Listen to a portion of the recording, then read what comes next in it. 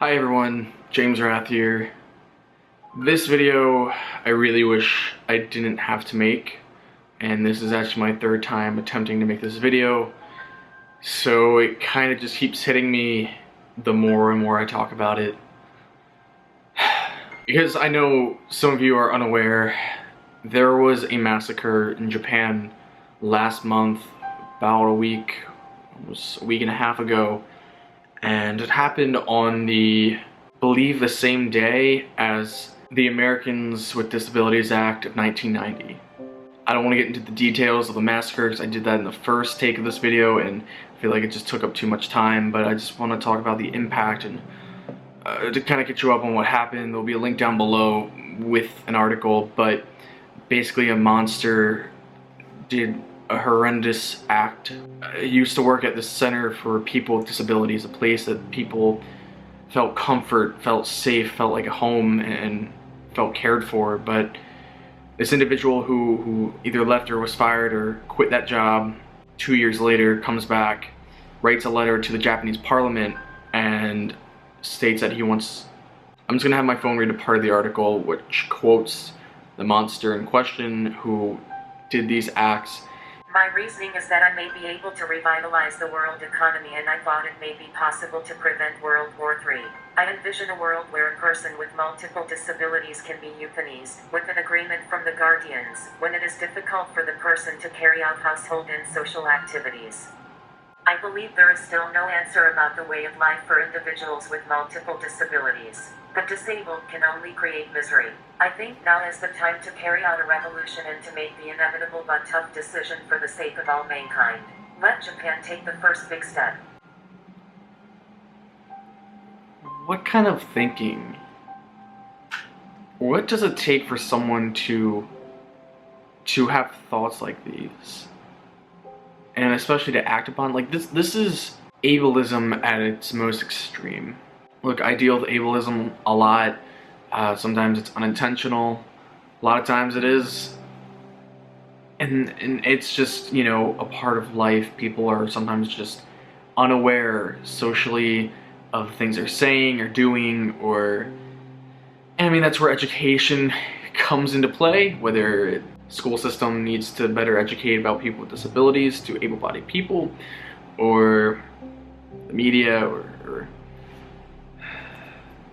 this is hate terrorism, that 19 people lost their lives because of the way they were born or the way life affected them in one way or another, and 26 others were injured during these attacks. 19 seconds is a moment of silence before I continue the rest of this video.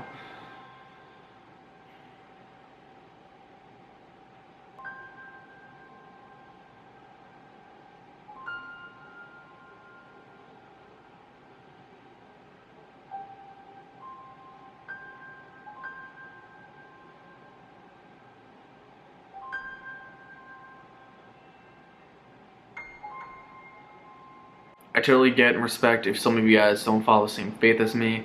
It's totally cool, but I'm just gonna share two verses that I just feel like are very much relevant right now, at least for me and how I'm impacted by this. And if you want to skip this part, there'll be an annotation or time code that you can skip the verses. 2 Corinthians Chapter 12, verse 9 says, "But he said to me, my grace is sufficient for you, for power is perfected in weakness.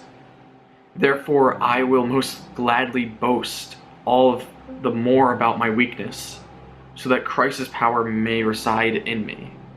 I also just want to share one more passage from 2 Corinthians chapter 4, verse 17 through 18. "For our momentary light affliction is producing for us an absolutely incomparable eternal weight of glory. For we do not focus on what is seen, but on what is unseen. For what is seen is temporary, but what is unseen is eternal."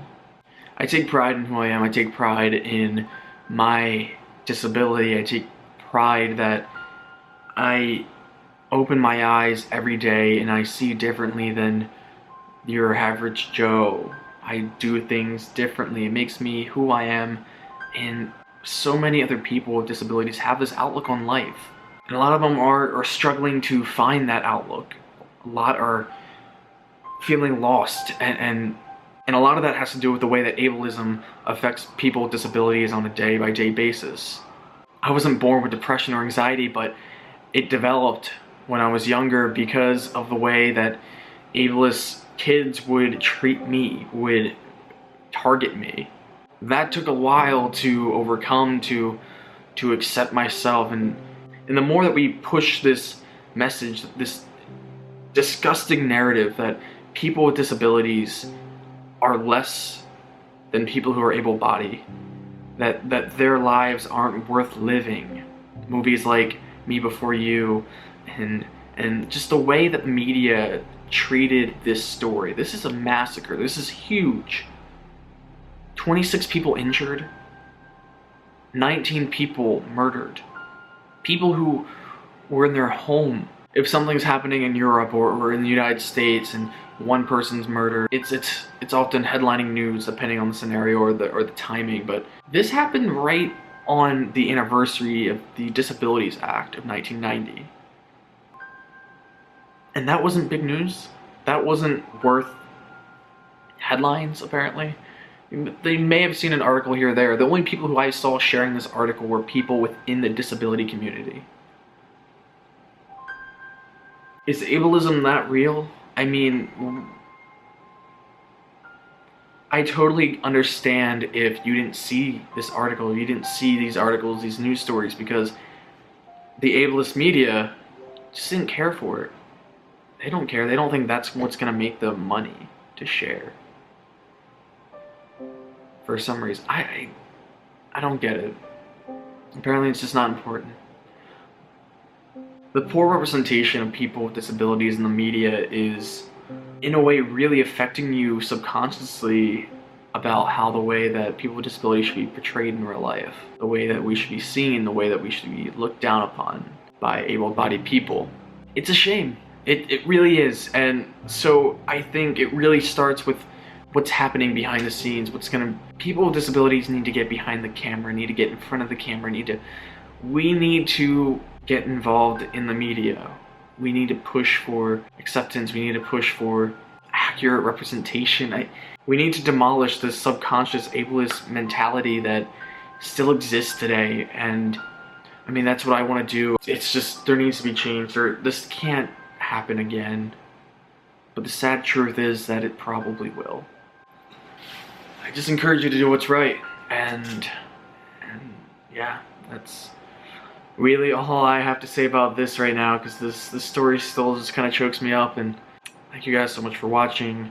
Please share the article. Please continue to share this story, because I feel like it has not made its rounds. It never trended Japan. I don't think it ever trended on Twitter.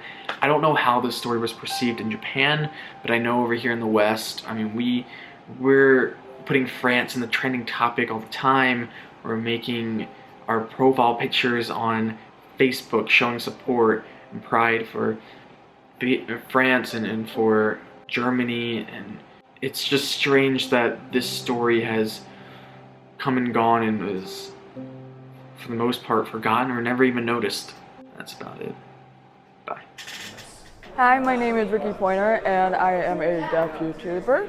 What is up, everyone? I am Lolo, and I have a YouTube channel.